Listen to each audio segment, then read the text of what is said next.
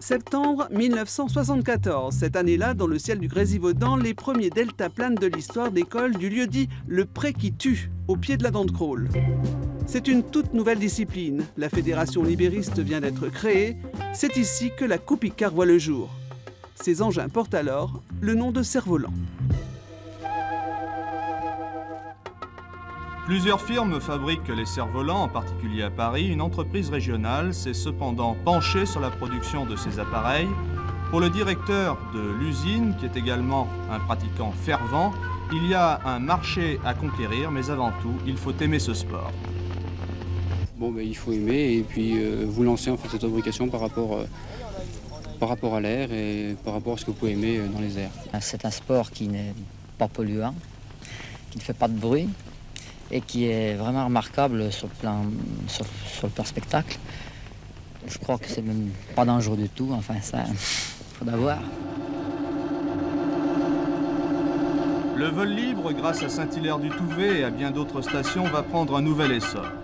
Le cerf-volant est maintenant partie intégrante des loisirs d'été comme d'hiver. Il est entré dans les mœurs. Tout le monde, les plus jeunes comme les plus âgés, peut le pratiquer sans danger si l'on prend naturellement des précautions élémentaires, ceci sous la conduite de moniteurs qualifiés dont nous pouvons admirer ici la maîtrise.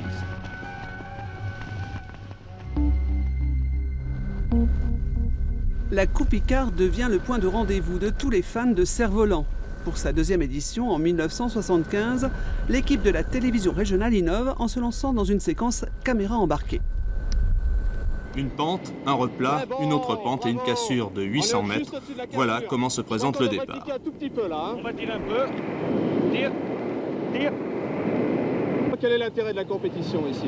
L'intérêt de la compétition réside en fait à faire progresser sur le plan technologique les machines. On va essayer de se poser dans le champ, commencer à arrondir pour casser la vitesse.